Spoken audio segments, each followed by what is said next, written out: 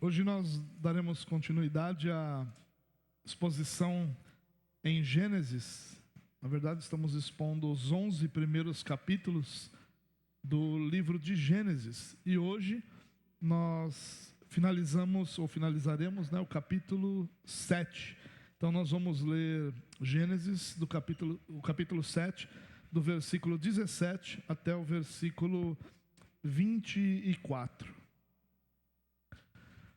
Queridos, se nós pudéssemos, de repente, fechar os nossos olhos por um instante, imaginar um som, né? Não um som de uma chuva mansa, que abençoa a terra, mas talvez aquela chuva torrencial, incessante, talvez a chuva de um dilúvio sem precedentes, como foi o dilúvio que está no texto que nós estamos tratando.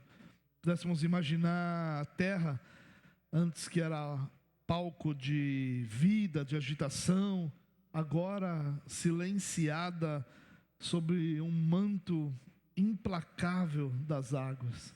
Onde antes havia montanhas a desafiar o céu, agora reina apenas a vastidão das águas, um espelho cinzento de um mundo submerso. Se a gente pudesse imaginar isso, talvez a gente parasse para dizer: olha, essa é a cena de um filme, a cena de uma peça de ficção. Mas não, é a realidade solene descrita nas páginas de Gênesis.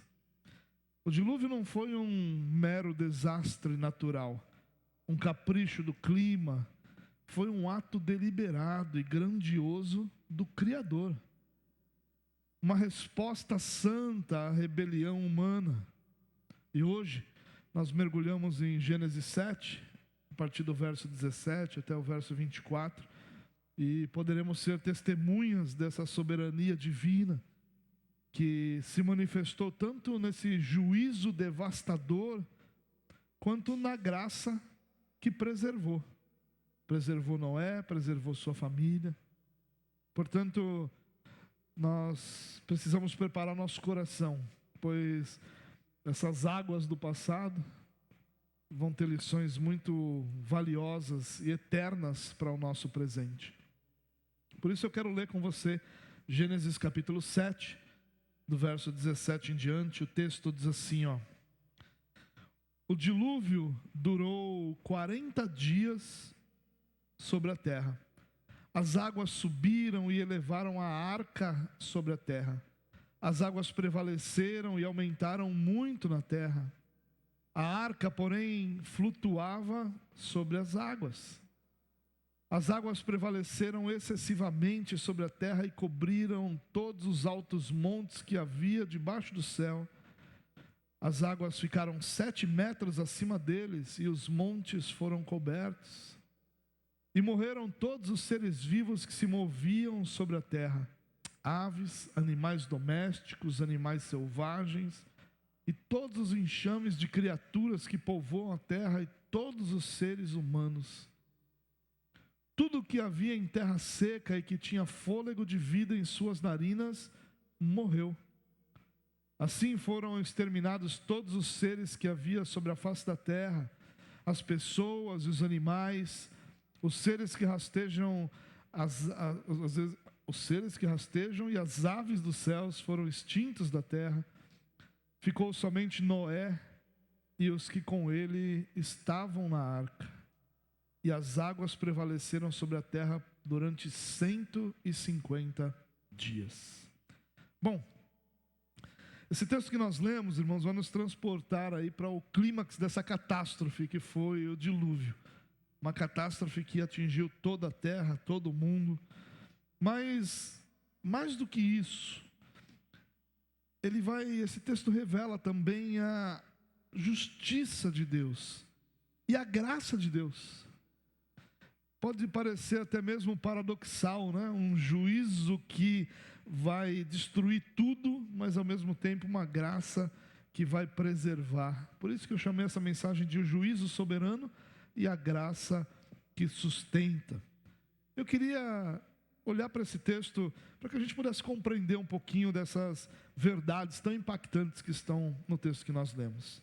Primeiro, dos versos 17 até o 20, nós vamos ver essa escalada do juízo divino. É interessante que o texto começa descrevendo a ação das águas, e vai usar alguns verbos, vai dizer que as águas aumentaram, que levaram a arca, que prevaleceram, que cobriram os altos montes. E aqui a ideia é a ideia que é repetida, né? A ideia de prevalecer. E essa ideia não é acidental. E a palavra hebraica aqui, que é gabar, vai significar tornar-se forte, prevalecer, ser superior, ser mais poderoso. Está dizendo que as águas prevaleceram. O dilúvio não foi um evento descontrolado, irmãos, como se a natureza tivesse se revoltado e de repente as águas vieram por acaso ou simplesmente porque a natureza convulsionou. Não, foi uma manifestação da força e do poder de Deus. Deus estava no comando de cada gota que caiu, de cada momento em que essa chuva ou que essas águas perduraram. Deus estava no controle de cada onda que se formava com aquela água. As águas não prevaleceram por si mesmas, mas porque a soberana mão de Deus as impulsionava. É importante a gente lembrar disso, porque isso mostra a soberania de Deus no dilúvio também. A abrangência, o texto diz que a abrangência é total. Diz que cobriram todos os altos montes que havia debaixo de todo o céu. Olha só, esse verso 19 é forte, né? Diz que não havia lugar seguro para se esconder da ira de Deus. Não há lugar seguro para se esconder da ira de Deus. Nem a mais alta montanha poderia oferecer refúgio. Esse juízo de Deus foi abrangente, foi implacável. E é assim quando Ele decide agir. Ele não deixa, como nós diríamos popularmente, pedra sobre pedra, quando sua santidade é afrontada. Mas no verso 21 até o início do verso 23, o texto vai mostrar a abrangência devastadora desse juízo de Deus. Diz que depois dessa descrição da subida das águas, o foco vai se voltar para a consequência direta desse juízo. Qual é a consequência direta? A morte. E o verso 21 é categórico, diz: morreram todos os seres vivos que se moviam sobre a terra. Todos. Não há exceções listadas. Aves, gado, animais selvagens, animais domésticos, criaturas rastejantes e toda a humanidade. E o verso 22 vai reiterar isso. Tudo que tinha fôlego de vida, tudo que tinha fôlego de vida em suas narinas, tudo que havia em terra seca, morreu. O ponto não é apenas a morte, irmãos, mas é a completa destruição. E a palavra-chave aqui está no verso 23, que é exterminou. Essa palavra no original vai ter o sentido de apagar, aniquilar, varrer completamente. Uma palavra forte, tanto que a tradução exterminar, né, a tradução para esse verbo exterminar é forte também, até no português. A ideia é de destruir mesmo, como se algo fosse riscado, tirado completamente de uma lousa ou apagado completamente de um registro qualquer que fosse. É um juízo total, um banimento da existência. Por quê? Porque a maldade do homem era grande na terra. Lembra de Gênesis 6:5? Diz que o coração, o inclinamento dos pensamentos do coração do homem era sempre e somente para o mal.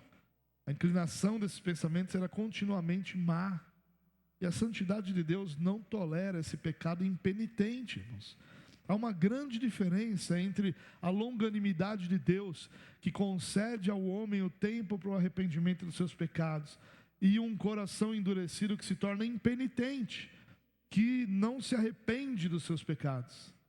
A W. Pink, naquela sua obra tão fantástica chamada Soberania de Deus, diz que a soberania de Deus no dilúvio é manifesta. Não foi um acidente, nem meramente um desastre natural, mas um juízo divinamente ordenado, demonstrando a inabalável retidão de Deus contra a impiedade do homem. A justiça de Deus é perfeita, irmãos, é irredutível, e o pecado traz consigo consequências devastadoras. Essa é a ideia central do texto, nós nos lembrarmos como o juízo de Deus ao pecado traz consequências devastadoras. Mas o final do verso 23 e o verso 24 nos dão um deslumbre dessa graça soberana que preserva Noé e sua família. Em meio a toda essa devastação, vai surgir esse raio de luz, essa verdade que vai contrastar com o que nós lemos até agora, mas que vai ser ao mesmo tempo gloriosa. Diz que ficou somente Noé e os que estavam com ele na arca. Somente eles sobreviveram. E essa é a graça soberana de Deus em ação. Enquanto tudo era varrido pelo governo do próprio Deus, enquanto tudo era destruído, Deus preservou aqueles que Ele havia escolhido por sua graça e que pela fé obedeceram a sua ordem. Apenas um parêntese aqui, irmãos. Eu sei que a nossa cultura teológica do nosso país, ela usa muito a palavra injustiça quando a gente fala de eleição e de predestinação. Você já deve ter ouvido isso, talvez você já tenha até pensado isso num primeiro momento. Injustiça está sempre muito ligado a esses termos, porque qual seria a ideia? É injusto que Deus tenha escolhido uns e não outros. Mas perceba que Deus faz isso sempre. O tempo todo Deus fez isso. Deus cria Adão, cria Eva, e depois, quando tudo se destrói por causa do próprio pecado, ou se corrompe por causa do próprio pecado, Deus escolhe Noé. E a partir de Noé, Deus dá o recomeço à humanidade. Mas não é a única vez que alguém é chamado, que alguém é escolhido. Lá no capítulo 12 de Gênesis, nós vamos ver que a terra era plenamente habitada, muitos povos existiam, e Deus escolhe novamente um homem, Abraão. E ao escolher Abraão, ele está em detrimento de todos os outros, gerando a partir de Abraão um povo para si. Deus gera o seu povo. O povo de Deus não surge, ele é gerado a partir de Abraão. A partir de Abraão, Abraão vai ter filhos. Nós conhecemos Isaac e Ismael, por nome ali naquele início da história dele. O que Deus faz? Deus escolhe Isaac para a partir de Isaac continuar a geração desse povo. Isaac tem seus filhos. Quem que é escolhido dos filhos de Isaac? Jacó. E a partir de Jacó, as 12 tribos de Israel. Perceba que Deus vai sempre escolhendo homens que vão sendo a continuidade do seu povo. Deus sempre escolheu. É só para que, talvez nesse texto, a gente possa pensar um pouco nisso. Só um parênteses, não é o foco aqui do texto, não é a doutrina apresentada no texto, mas vale a pena a gente lembrar, porque essa é um constante nas conversas que a gente sempre tem. Mas vamos lá, vamos voltar aqui. Eu disse que ele preservou aqueles que ele havia escolhido por sua graça, e que pela fé obedeceram a sua ordem. Nós não podemos esquecer isso, que Noé, pela fé, obedeceu. Depois nós vamos ver a Bíblia falando de Abraão, né, que pela fé, ou seja, a sua fé, lhe foi imputada como justiça. Abraão creu no Senhor. Então, a gente está sempre vendo essa fé sendo conectada, a fé que leva à obediência. A arca, irmãos, não era apenas um navio, era um instrumento da providência divina. Era o único refúgio seguro no meio dessa fúria de Deus e do juízo de Deus sobre o pecado. Não havia outra maneira de salvação. A salvação de Noé e de sua família não se deu por mérito próprio, mas pela misericórdia de Deus, que o achou justo e lhe revelou o plano da arca. A obediência de Noé, que a gente vê lá no capítulo 6 de Gênesis, foi o meio pelo qual ele experimentou a preservação que Deus prometeu. A arca flutuou por 150 dias sobre as águas, um testemunho silencioso da fidelidade de Deus em sustentar aqueles que Ele mesmo escolheu para si. O R.C. Sproul, um dos grandes teólogos reformados aí do século XX, ele dizia frequentemente que Deus não é obrigado a salvar ninguém. O fato de que Ele salva alguns é uma demonstração da sua graça soberana, não da sua obrigação. Sproul sempre lembrava isso, né? Que Deus não tem obrigação nenhuma de salvar ninguém. O homem desobedeceu. O homem quebrou a aliança de obras, ou aliança, o pacto das obras que Deus fez com a humanidade. Deus não teria obrigação nenhuma. Mas quando Deus salva, isso é uma manifestação da sua graça soberana, não algo que Deus é obrigado a fazer. E aqui, irmãos, nesse texto a gente vê essa graça soberana de maneira mais nítida. Um remanescente, literalmente um remanescente, Noé, sua esposa e seus 3 filhos com suas noras, esses 8 pessoas, o remanescente de Deus, que o próprio Deus preservou, e que preservou no meio da destruição, do caos que estava ao redor. E esse texto então mostra esse contraste, né? O juízo soberano de Deus que vai trazer punição a todo pecado, e essa graça que sustentou Noé, que sustentou sua família, que sustenta o povo de Deus, que sustentou o remanescente. Mas existem algumas lições muito valiosas nesse texto para a nossa vida. Eu queria compartilhá-los com você essa noite. Em primeiro lugar, reconheça a santidade inabalável de Deus. Nós podemos nesse texto contemplar essa absoluta justiça divina que é revelada no dilúvio. E nós precisamos ser conduzidos ao ver essa justiça a um arrependimento dos pecados que habitam em nosso coração. Saiba, irmão, que Deus não é indiferente à impiedade, que seu juízo é certo para todos os que rejeitam sua graça. Essa é a grande lição aqui, reconhecer a santidade inabalável de Deus. Pense por um momento nessa destruição que é apresentada aqui em Gênesis 7. Como eu já falei sobre o verbo exterminar, não foi um mero descarte, mas uma remoção total e deliberada. Deus decidiu fazer isso, como se a sujeira fosse varrida de um ambiente imaculado. Isso vai nos revelar essa santidade ardente de Deus. Ele não pode conviver com o pecado. Sua natureza é pura luz, como João está nos ensinando nas mensagens pela manhã, e as trevas não podem suportar a sua presença. O dilúvio, irmãos, não foi um ataque de ira descontrolada, mas uma manifestação da justiça perfeita de Deus, diante de uma humanidade que havia mergulhado em profunda corrupção. Deus faz isso, mostrando essa santidade inabalável. Calvino, falando sobre isso e comentando esse episódio, ele disse que nós não podemos pensar em Deus sem ao mesmo tempo nos darmos conta de que Ele é o legislador de todo o universo e que sua vontade é a suprema regra de justiça. A gente não pode esquecer isso. A santidade de Deus é medida de tudo, irmãos.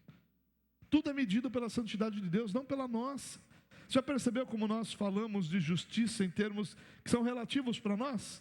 A justiça de um parece ser diferente da do outro, mas o que mede realmente todas as coisas nessa terra é Deus.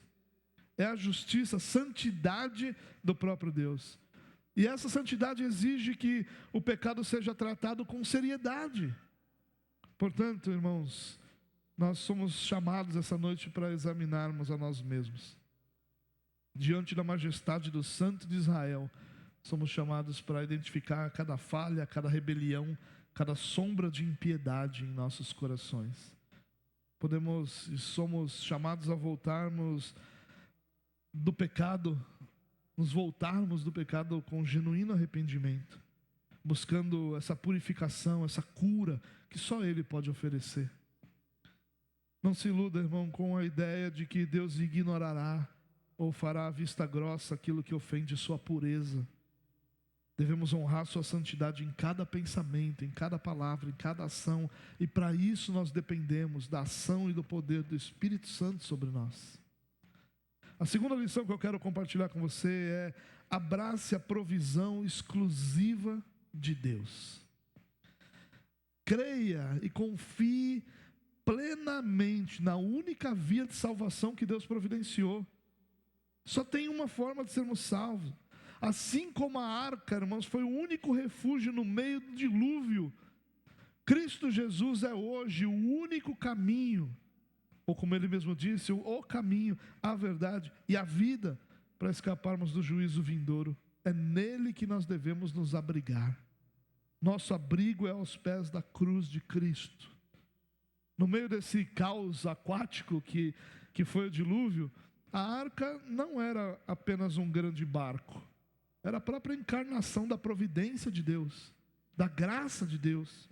Nenhum outro bote, nenhuma outra montanha, nenhum esforço humano poderiam salvar aqueles que estavam fora dela. Nada poderia salvar os que estavam fora da arca. Somente ela flutuava sobre a superfície das águas, porque Deus a sustentava. Da mesma forma hoje, irmãos, essa humanidade que está imersa nas águas do pecado, do juízo que se aproxima, possui apenas um único refúgio seguro: Jesus Cristo. Ele é a provisão exclusiva de Deus. Cristo é a nossa arca, irmãos, construída não de madeira e piche, mas de carne e sangue, com seu sacrifício perfeito no Calvário.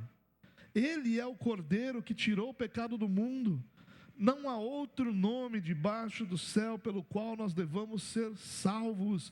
Esse é o ensino que os apóstolos ecoavam nos primeiros dias e que a igreja ecoa por todos os dias da sua existência. Não há outro nome debaixo do céu pelo qual nós devamos ser salvos. O Catecismo de Heidelberg, lá na pergunta 29, vai questionar o seguinte: por que o Filho de Deus é chamado Jesus, que significa Salvador? E a resposta do Catecismo é: porque Ele nos salva de todos os nossos pecados, e a salvação não pode ser buscada nem encontrada em nenhuma outra pessoa. Portanto, irmãos, entregue sua vida a Jesus, lance-se sobre Ele. Ele é o porto seguro para qualquer tempestade. Ele foi o porto seguro para o dilúvio. Por isso Ele pode ser o porto seguro para qualquer tempestade. Ele é e será sempre o alicerce firme para qualquer abalo que nós enfrentamos. Desista de construir seus próprios refúgios. Não confie nas suas próprias obras, na sua própria sabedoria, mas entre na arca. Entre em Cristo. Confesse seus pecados e receba o perdão e a vida eterna que Ele oferece livremente a todos que nele creem. Cristo é a provisão de Deus para a nossa salvação. Terceira lição que eu quero extrair daqui e compartilhar com você é: viva em obediência fiel ao chamado de Deus. A grande lição da vida de Noé é como Noé obedeceu ao Senhor. É interessante que o texto bíblico diz que Noé fez tudo como o Senhor ordenou. Por isso nós precisamos buscar a vontade do Senhor em todas as áreas da nossa vida. Construir nossa existência sobre esse fundamento inabalável que é a palavra de Deus. Assim como Noé, irmãos, construiu a arca conforme as instruções divinas, nós devemos fazer com todas as áreas da nossa vida. A obediência de Noé é um testemunho da sua fé, testemunho do cuidado, da bondade de Deus, mas um testemunho de obediência à vontade de Deus. A salvação de Noé, como eu já disse várias vezes, não se deu por mérito, mas por graça, através da fé, como é a salvação de qualquer um, por graça, através da fé. No entanto, essa fé de Noé não foi passiva, ela se manifestou em obediência radical. Gênesis 6, 22, vai dizer que Noé fez tudo conforme o Senhor lhe havia ordenado. Construiu uma arca gigantesca, em terra seca, no meio do escárnio de uma geração ímpia. Exigiu uma fé prática, uma obediência persistente.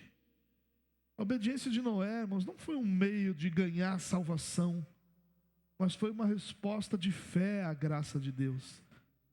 Lembre-se disso, a nossa obediência é uma resposta de fé à graça que nós já recebemos do Senhor. O Senhor já nos alcançou com sua graça soberana e misericordiosa. E a nossa resposta a essa graça que recebemos é obedecermos ao Senhor de forma fiel e feliz por termos esse privilégio de obedecermos ao Senhor. Assim como a arca, irmãos, nossa vida cristã deve ser construída segundo as instruções de Deus. Precisamos examinar a palavra de Deus diligentemente, descobrir sua vontade, com ousadia, com disciplina, mas para colocá-la em prática, não apenas para sabermos qual é a vontade de Deus. Nós não podemos nos contentar com o cristianismo nominal, com o cristianismo teórico, mas nós precisamos colocar em prática tudo aquilo que nós sabemos. O saber é algo fantástico, maravilhoso, mas glorifica a Deus quando ele é aplicado em cada área da nossa vida. Permita, irmão, que a sua fé seja visível através das suas escolhas, através das suas atitudes, através dos seus relacionamentos. Não espere a tempestade para começar a edificar.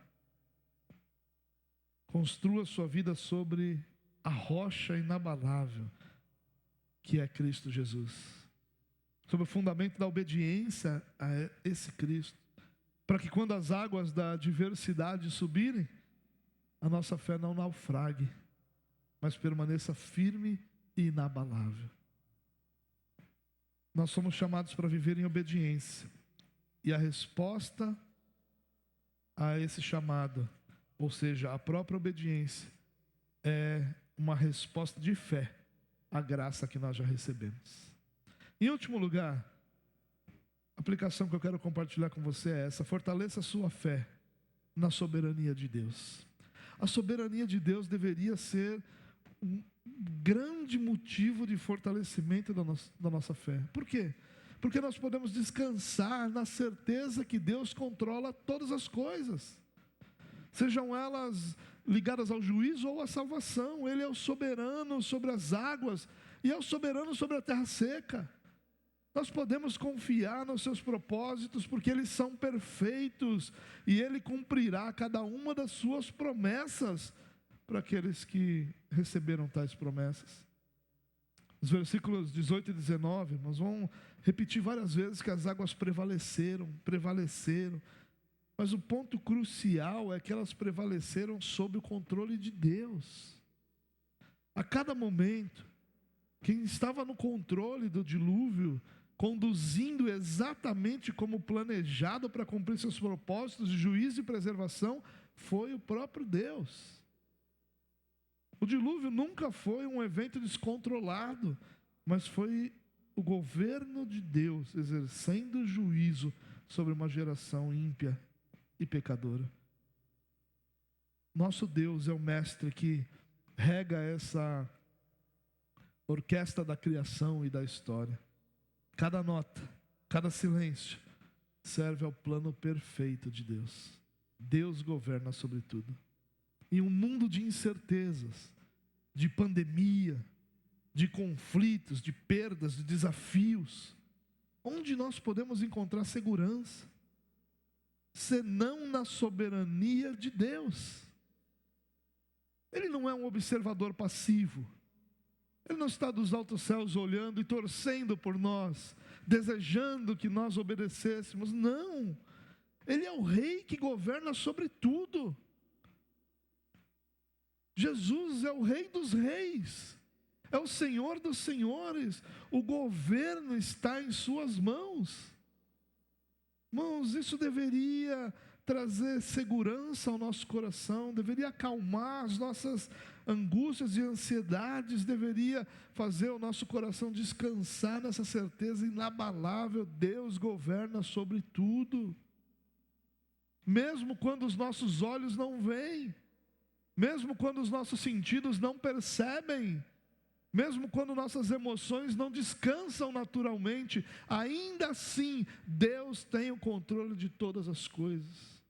E se você quer uma prova disso, leia as Escrituras e você vai ver que Deus nunca perdeu o controle de absolutamente, nunca existiu um único segundo da história que foi experimentado à parte do governo soberano de Deus. Isso deveria descansar o nosso coração.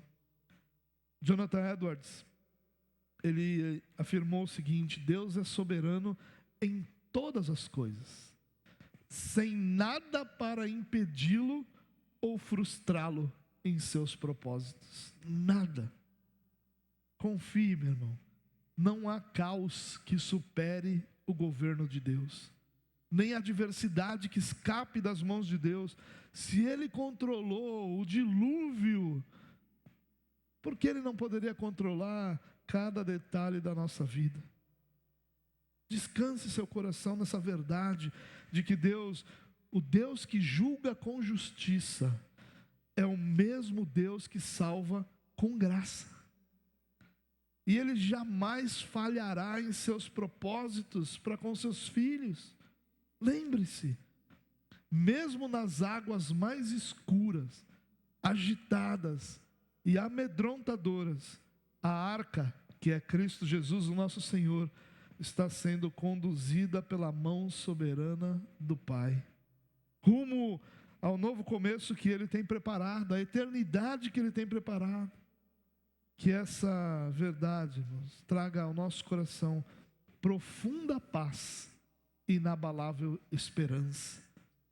Deus exerce juízo sobre o pecado, mas sua graça guarda, protege, sustenta os que confiam nele, para a glória do seu próprio nome. Vamos orar.